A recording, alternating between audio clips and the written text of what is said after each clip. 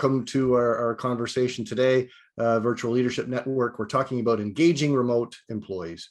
And we're going to dive in pretty quickly to hear from our two wonderful presenters. We don't have one, we have two today. And we'd love to hear from them about all what they've been learning about in related to engaging their employees.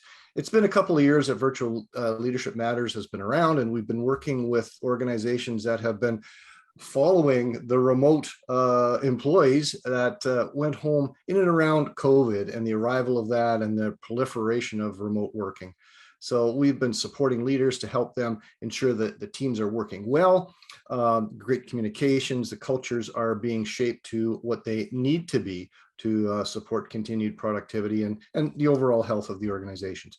So that's the work that we've been doing. We've worked with organizations across the country and continue to work with them as they navigate into different phases of this.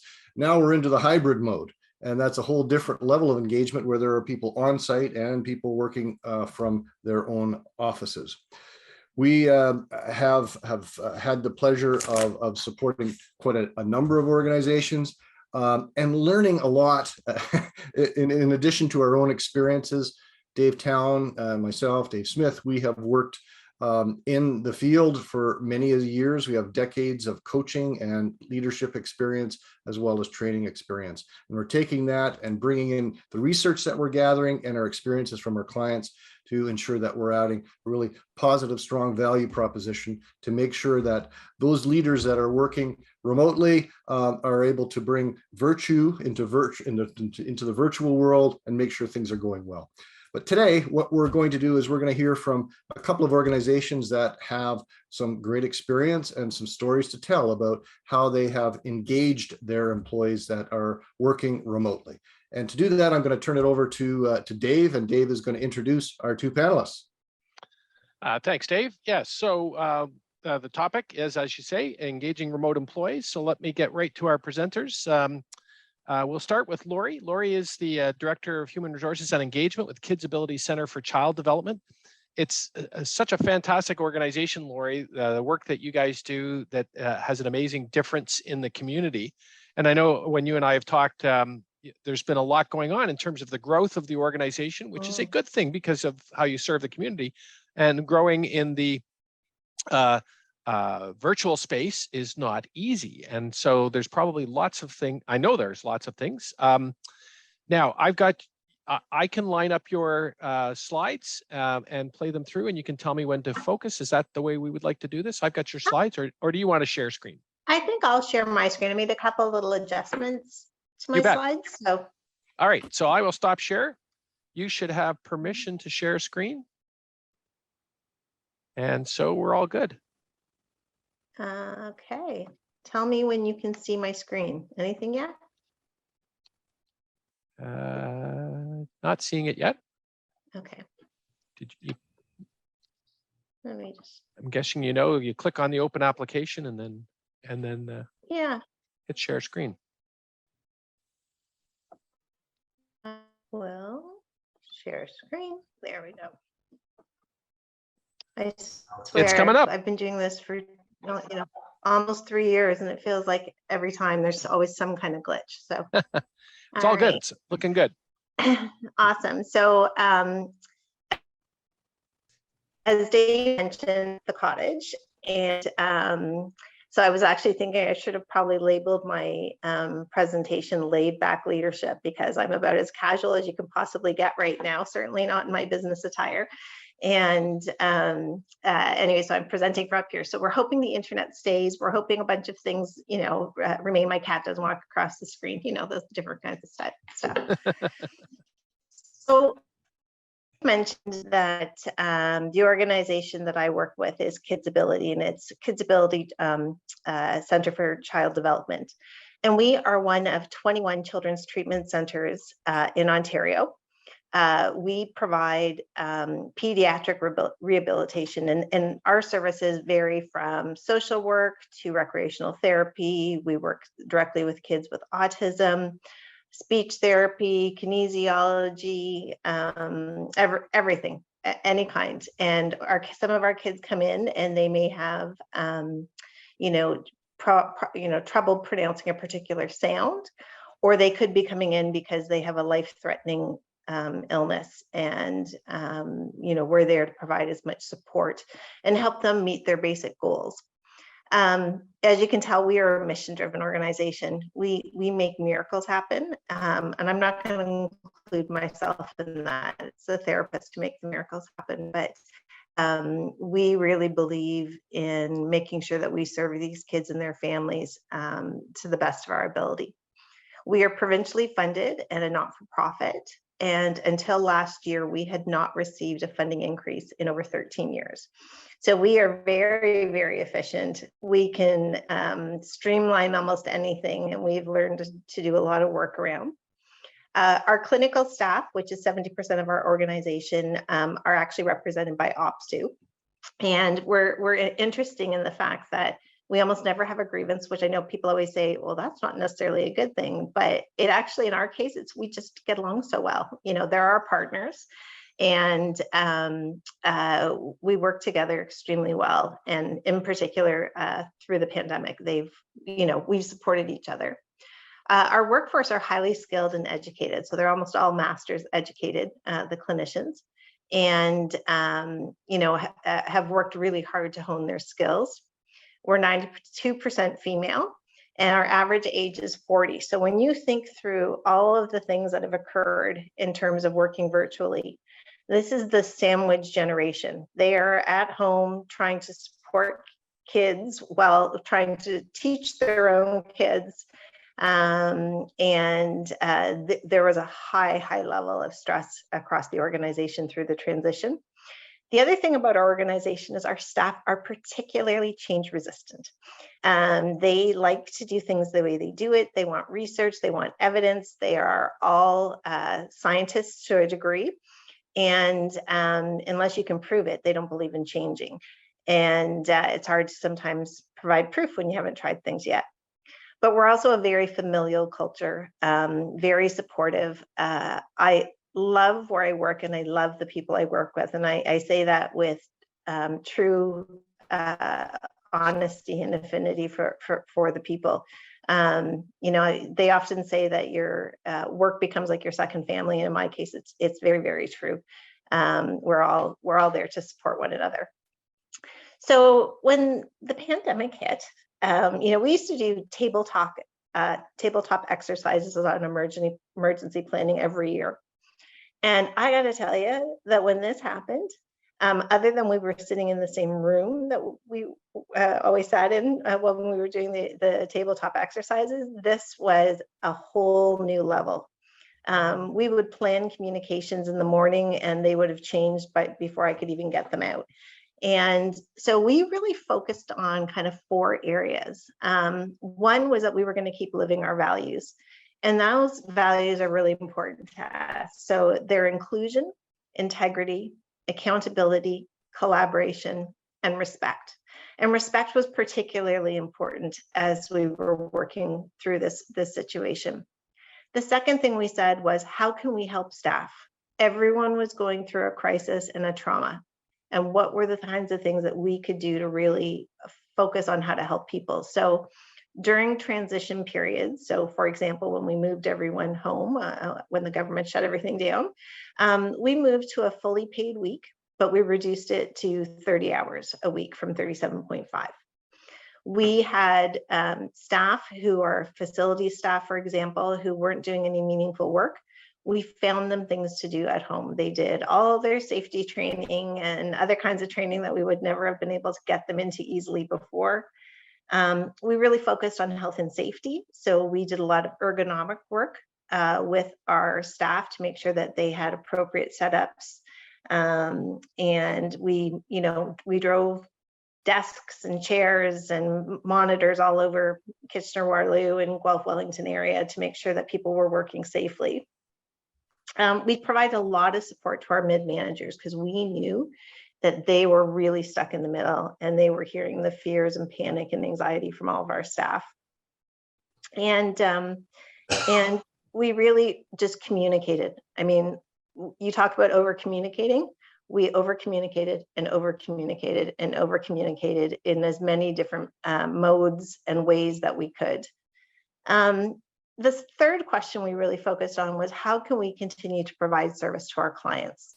These are very needy children with parents who are very stressed. They often have children who, as I mentioned, are autistic, might be in a life-threatening situation. And we didn't want to not do the work that our organization is driven to do. So we changed this very change-resistant culture, very hands-on therapy, to completely virtual. We drove around dropping off materials at clients' homes so that they would have the book they needed to participate in the Facebook, webinar. We had our IT department in overdrive, so a lot of our staff had desktop computers. They didn't even have laptops, and so we were out procuring and dropping off and setting up all over the place. And that also meant that we had to create a whole ton of new policies and processes, because we'd never had a work from home policy. We had never had to worry about privacy, and we fall under the HIPAA, which is the Health Information Protection Act. And so we have to be very, very careful, and we have to guard our clients' information. And that's hard to do when you're sitting at a kitchen table with the rest of your family trying to work. And then we also tried to think, what supports can we put in place for people? So we're very relationship driven. We're used to seeing each other and being side by side, and we had to work around that. As I mentioned, we have a good relationship with OPSEU, and we worked with the union very closely to create what we called the 7 options for staff, which allowed them to either flex their time, adjust their hours, drop their FTE. We really found ways to make the best of a bad situation. Dave wanted me to focus on our successes. So, we kept staff working, which was a great pride. We only lost 1 person in the entire time as a result of a layoff. And that was our volunteer coordinator, because we used to have 700 volunteers in our organization and we went to 0. So she was the only fallout from that.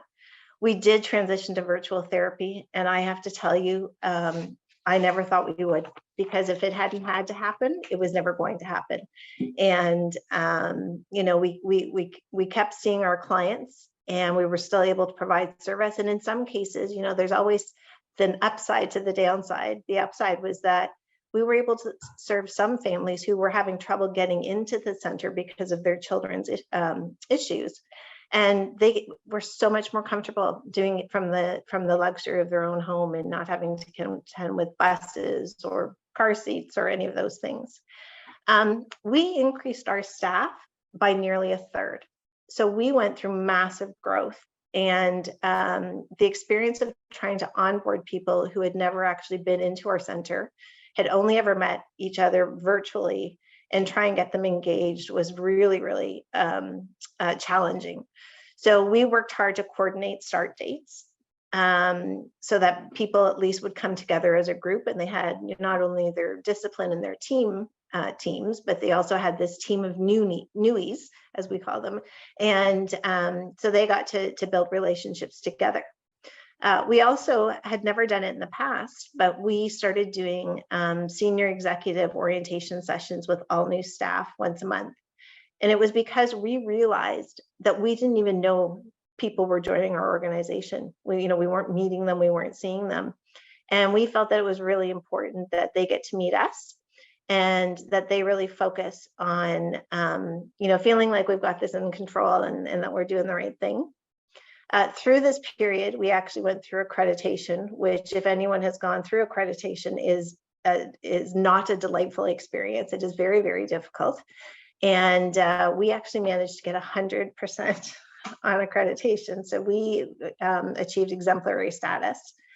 And we continued to live our values, as I mentioned, and really felt good about the choices we were making.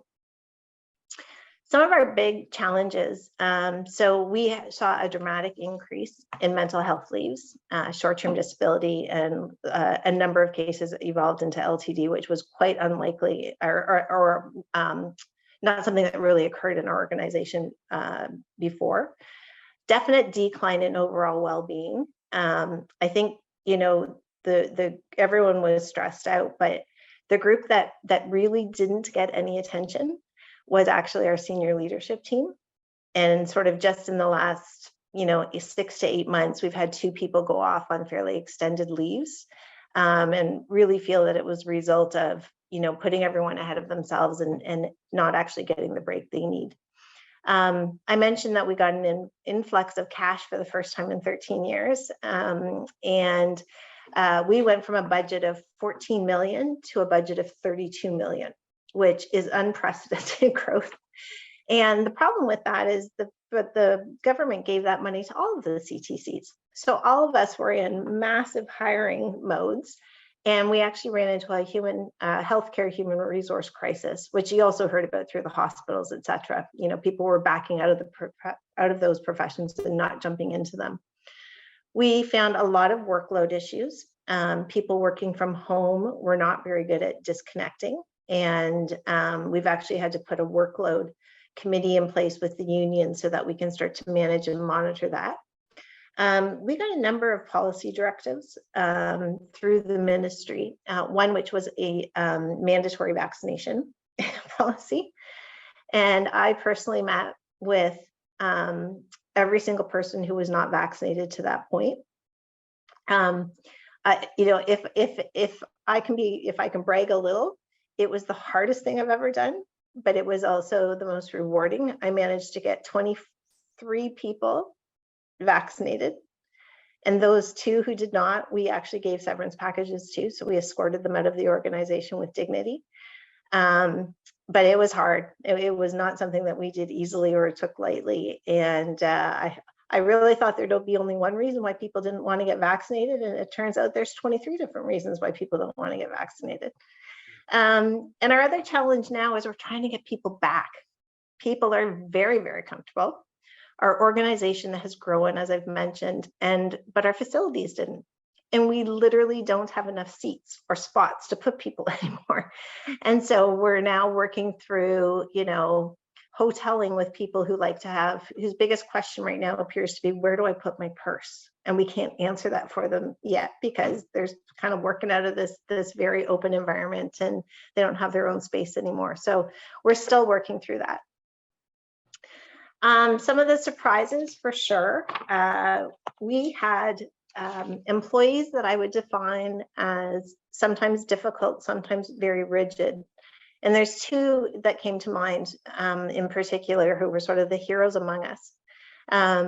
The one was the first therapist to return. So we are required. We were back at work in May of 2020. We were essential service. And we had one very frightened therapist who volunteered to come in and see a client for the first time.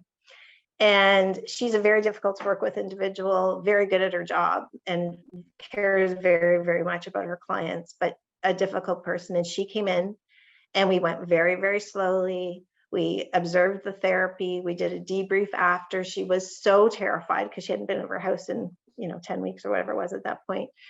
Completely broke down, but we debriefed with her and we put all of her suggestions in place. And so that every day we could bring, someone else back. And we just kept learning from all the things that we were doing. Another is an individual who the day we were closing, we still had staff come into work so that they could get, their favorite pair of black shoes and take all the rotting fruit that was sitting on their desk home with them. And she was so afraid when she walked in. She was shaking and she was crying. And so I put her in my office to work that day because she was getting ready to she needed computer equipment and a bunch of stuff to take home with her. But she became our superstar on green screen.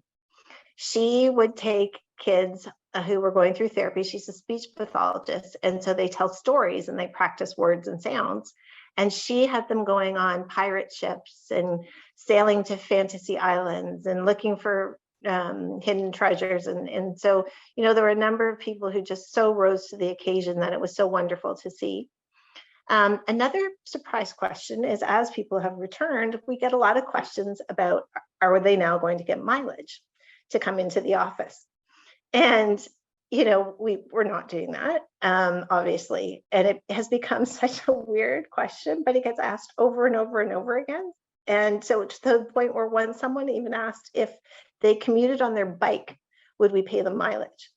And I was sort of like, you know, I'd be happy to pump up your tires, but I really don't think that we're going to be able to pay you mileage for on your bike.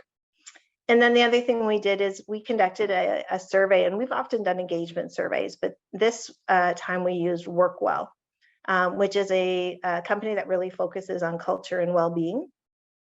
And the surprise was that we came out really, really well.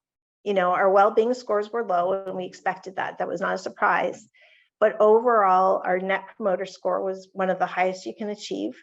And, you know, our culture score was still really, really strong. And what they told us was, you must have had an unbelievable culture going into this work, or sort of going into the pandemic, to have come out of it with such a high score. So those were some really great things for us. So some takeaways from me.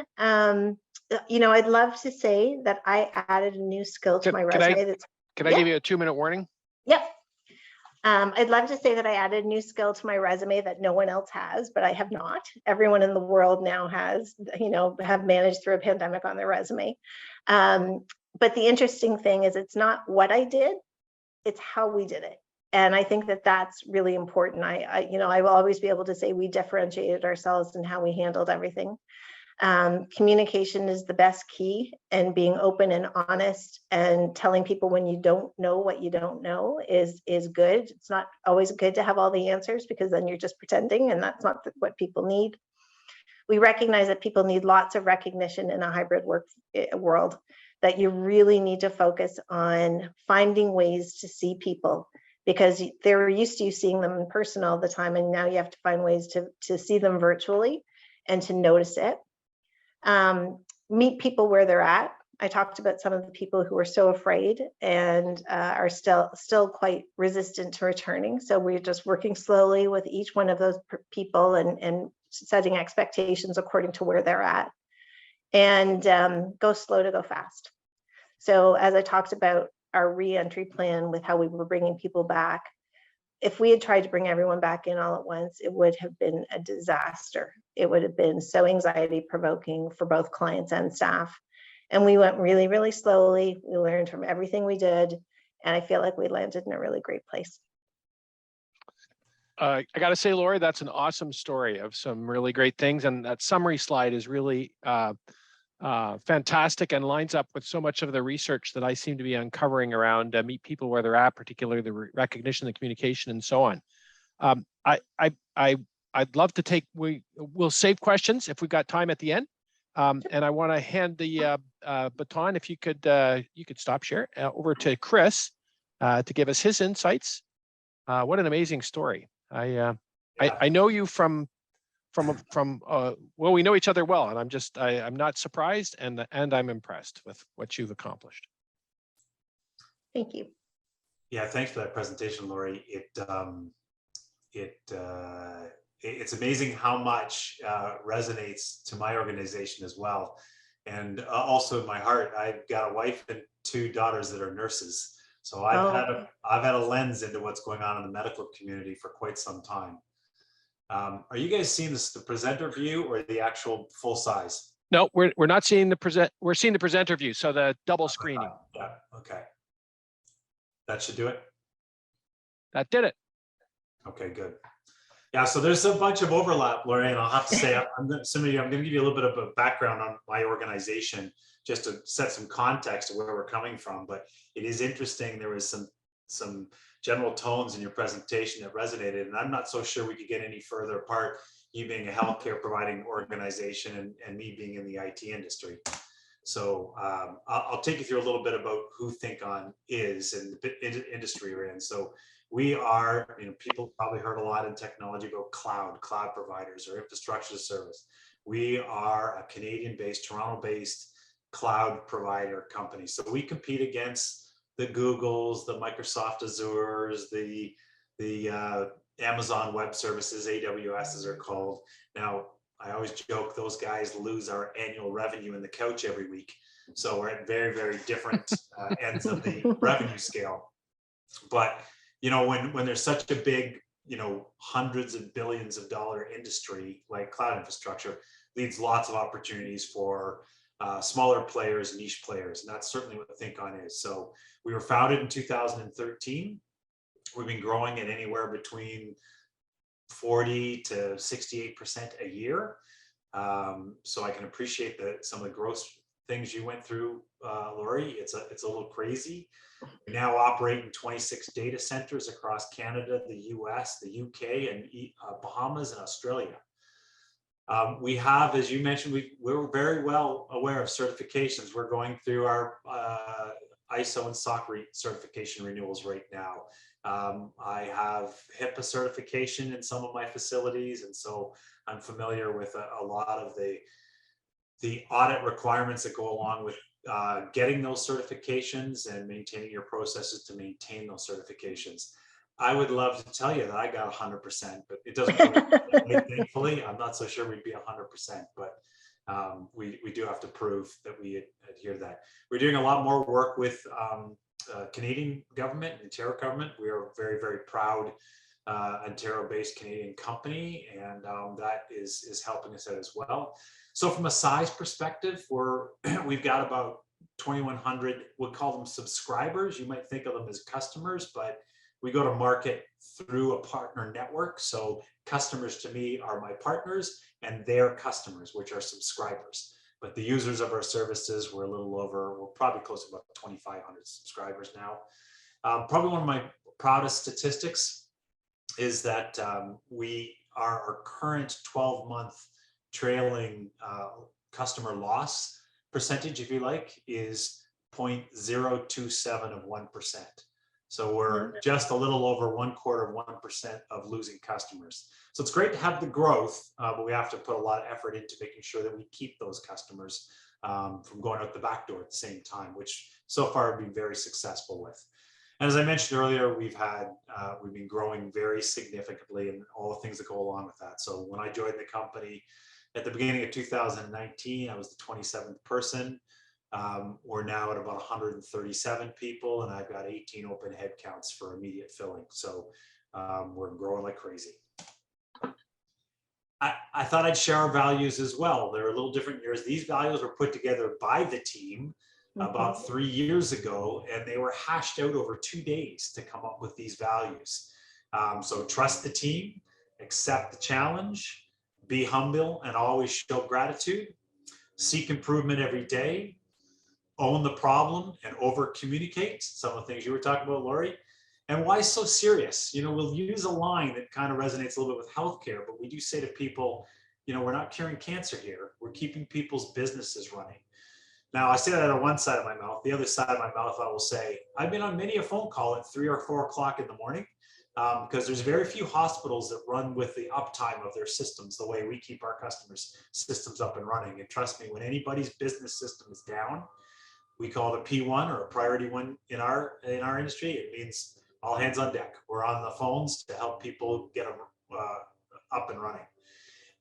I just put in red up there that one thing, the reason why I shared our values was that I'm going to come back to it in terms of one of our successes in terms of employee engagement, okay? So we're doing a lot of things that center around, we hire around these values. We do quarterly reviews around these values. There's a lot of things that we do to keep the company centered around the values of the company. So we'll come back to that. So just a little bit about our workforce. As I shared a minute ago, we were 27 people, a little over 3.5 years ago. We're 135 and growing. And man, I can't fill those 18 positions fast enough. We are very geographically dispersed. And so I mentioned where we have facilities. I don't necessarily have people in all of those facilities. I can have technology in data centers without having people there. So some data centers we own, some data centers we just have a footprint in that we operate out of. But one of the changes that happened to us and where COVID has been very, very good to us is that, you know, we were debating about, do we have to hire people in Toronto? that, are burdened by high real estate prices and therefore need high salaries? Or can we look more broadly? And then along came COVID, and we were considering, we had started to hire some good people remotely. We'd had a couple acquisitions where we gained some good people. So we were starting to kind of pry the blinders off of us to kind of go, do people have to come into our office? Do we need to see bums and seats to be productive? And we actually sent all of our staff to work from home 2.5 weeks before the Ontario government mandated it, just out of safety, out of concern for their own safety. And we knew we could. And that's where a whole bunch of really good things started to happen. And now I can say that as of about not quite a year ago, we actually changed our employee handbook, and work from anywhere is actually in our employee handbook. So it matters for people going on vacation or going back halfway around the world to visit family. We have the technology in place to allow people to work from anywhere, and we're hiring from anywhere. So we have grown as a company where, our customers, as I said, are over in Australia. We need to support them 24/7. So it was real tough to do when we were 27 people. We are just about there now. We do support them 24/7 now, but I would like to have a little bit more bodies in every time zone to be able to do that, which we're right on the cusp of doing. That's some of those 18 bodies. A couple tools. I always say, I'm sitting here as the chief operating officer, but probably the best decision I ever made was we had, even for a small company, we had sales using one tool to engage with customers for what, webinars or video engagement or phone engagement. And I had my support organization use another, and engineering use another. And I said, enough of that. Go evaluate tools and come up with a standard. We came up with WebEx and Zoom. We did a bake off, and we said, we're going with Zoom. So I always joke that the most important decision I made here was 2 weeks before COVID, I signed the Zoom contract that has just grown and grown and grown and grown. But we use a bunch of tools to collaborate here. Zoom is one, a tool called Slack, which is enterprise instant messaging, is used every second of the day. And I say yes, email. I still haven't solved this. David's known me for a long time. The concept of email to me, I think, is actually debilitating. I think it's grown to be a real negative, but we continue to try and solve it. But those are key tools about how our people work and collaborate every single day. And we continue to listen and to learn, not just through COVID, but we've now chosen that we will work from anywhere in any way. And so I think this is a continued discussion. That's why I was so interested in this topic, because as a leadership team, we're forever looking at how can we do it better. So just a few realities then that this distills down to in terms of our workforce, based on what I've just told you, is we now have taken a philosophy of hiring the best people regardless of where they live. We will go find the people that, and by best people, I'm not just looking for technical knowledge. We are in a very technical industry, but I also want to get people that culturally match with the organization. Those two things together give us the best people, and I really don't care where they live. I will say, though, that when we get a stack of resumes from a recruiter or from our HR, I will say, awesome, go take all the ones from LA, San Francisco, Seattle, Boston, Toronto, and a host of others, and put them aside. Now go through the stack that you've got left, and let's go see, because I think we've got a real interesting value prop from them in that they can work from where they are. We don't need to force them into a big office. And so we will actually look, I will look for people that actually aren't necessarily in the big cities. And that seems to be aligning with what's been happening with people moving out to maybe get a different and better quality of life. The reality is our people can work from anywhere, and we do need to support people, follow the sun, support people and our clients around the world. And we've invested in necessary technology and security to be able to allow people to authenticate from anywhere and access the systems they need so they could do their job. We really don't have much of a need for office-based meetings anymore. I'll speak out of the other side of my mouth now. When they happen, and we are doing things to try and foster them in local geographies or in our office, you can almost hear and go, oh man, it's so nice to see you in 3D again. But a little different than what Lori said is we don't necessarily have to return. So this hybrid workforce for us will be by choice, not by mandate. Where a lot of companies have got a lot of expensive real estate and that they got to force people back in for whatever their reasons are, we're not taking that strategy at all. And so, you know, how we coordinate work, how we manage projects, how people work together is something that we continue to work on. We continue to structure for. We are evolving into becoming an agile shop, leveraging Scrum.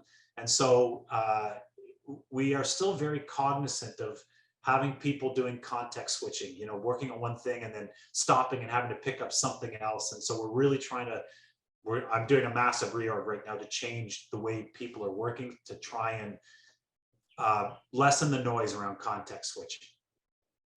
Chris, if I can interrupt for 1 sec, just want to give you a heads up. We like to finish a bit before the top of the hour. So I'd say we got about five. Okay. Well, I think I got one slide left after this one. So I'll finish. It's awesome. It's awesome. That's why I keep going. It's great. Okay. So the majority of our workforce has never worked before, just from a challenges perspective. Okay. As I mentioned earlier, people are missing engaging personally. And so we're doing some things to try and foster that. We will continue to work remotely, as I just mentioned.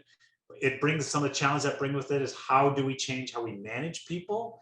You know, this little thing called right to disconnect has created, I don't want to say created a wrinkle. We were always I was never worried about people not working. I always have been and continue to be worried about people disconnecting from work and working too much. And I think, Laura, you mentioned that as well. And that brings mental health implications along with it as well.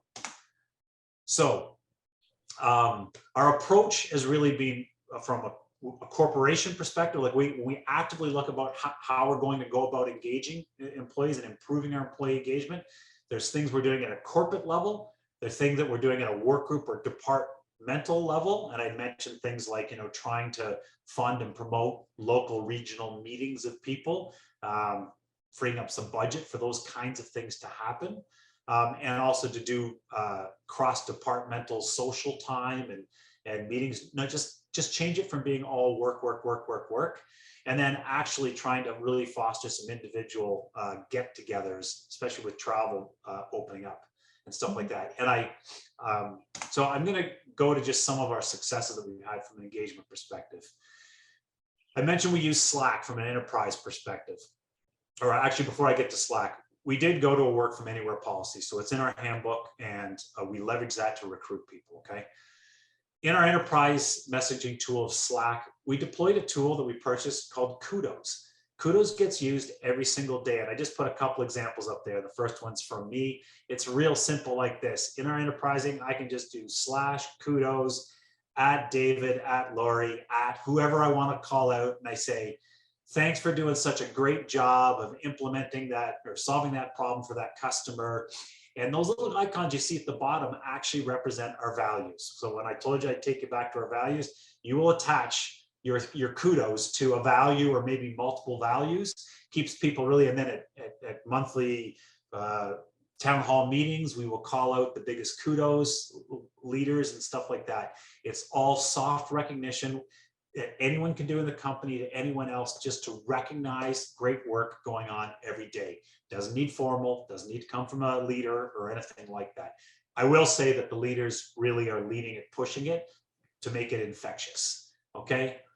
We did create an employee engagement committee and they have had a couple of events already and there's another one coming up at the end of the month. So the first one, they did a company-wide, they had a collection of trivia teams and they competed off with some prizes. But then we did one that was more about getting moving. It was on a Thursday afternoon. Everyone stop in this window somewhere in the day, whatever works for you. You're going to do some exercise, take a video, take some pictures. And then we met as a group afterwards and just kind of talked about what people were doing. So some simple things. We have reconfigured our office for those people that want to come into the office. And so it's much more collaborative, work group oriented. And from a mental wellness perspective, we 2 years ago, we subscribed to a service that connects mental professionals to individuals. It is completely anonymous. We get statistics so that we know that people are using the service. It will not tell me what department they're in. It doesn't tell me if they're even male or female. It's totally anonymous, but we do know that there's been some great success in terms of allowing people to anonymously, from a funded perspective, get access to mental health support. And the last one I'll finish off with is that we've made a decision that we've grown so much, no one knows each other, that in August of this year up in North Bay, we are actually getting together as company-wide. We'll be flying people in from all over North America and the UK to get together as a group. And I think there's already buzz. People are excited about that because they'll actually get to see people that they've only dealt with in 2D. So hopefully that can happen and we don't get any ninth wave or whatever, and we can all come together. We're choosing North Bay because we are making a strategic investment up there. We're building a security operations center up there, and we've got a partnership with Canada College. So we're using their facilities the week before everyone returns to school. That's awesome. Chris, that's amazing. And with an eye to the time, I just want to, I think we've probably not got a lot of room for questions, but let me take a moment, if I can, Dave, to just summarize. And by the way, North Bay in the summer is way better than North Bay in the winter. Yeah. The themes I heard, and I've been doing a ton of research on this piece, is flexibility, listening, communication, really paying attention to your values. When people know your values and they feel those values, that's the connection. And the word connection kept coming through from both of you, and is everything I'm seeing is on this engagement piece.